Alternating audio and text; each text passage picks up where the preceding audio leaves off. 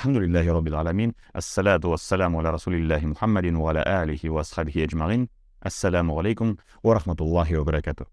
Альхамдулиллах, начинается месяц Раджаб. Месяц, который возвеличил Всевышний Аллах. По поводу этого Всевышний Аллах в Коране говорит: «Аузу биллахи минаш шайтанир раджим. Инна айддата шухури айнда Аллахи ифна ашара шахран». Поистине, перед Всевышним Аллахом число месяцев 12. И 4 из них Всевышний Аллах выделяет и говорит хуруман. То есть эти месяцы, они запретные, то есть харам, месяцы харам.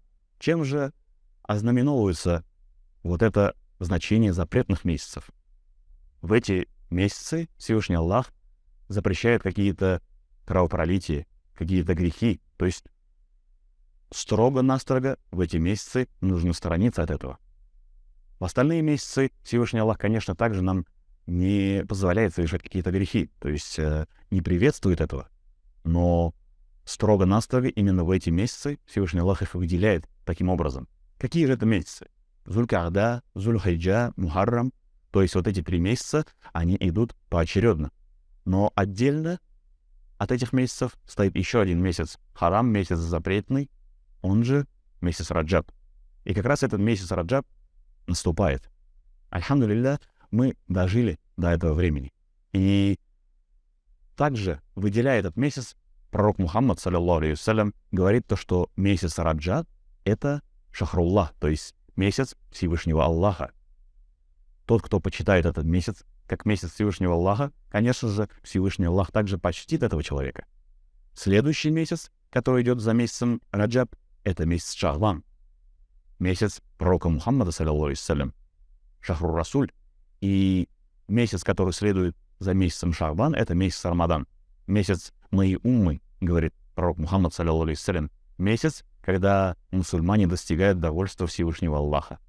Конечно же, месяц Раджаб — это возможность для того, чтобы мусульмане смогли подготовиться к месяцу Рамазан, для того, чтобы мусульмане сделали почву для своих поклонений, совершили так называемую подготовку к месяцу Рамадан. Ученые говорят то, что месяц Раджаб — это месяц посева. То есть именно в этот момент мы начинаем подготовку к месяцу Рамадан. Каким образом? То есть в этот месяц мы совершаем больше покаяний, просим прощения у Всевышнего Аллаха. Если мы кого-то обидели, то просим прощения и у них. И тем самым, признавая свои ошибки, сторонясь их, стараемся от этого избавиться. И совершаем больше благих деяний. Следующий месяц, месяц Шахбан, мы также посвящаем себя Всевышнему Аллаху, подготовке к поклонениям, и усердствуем в этом.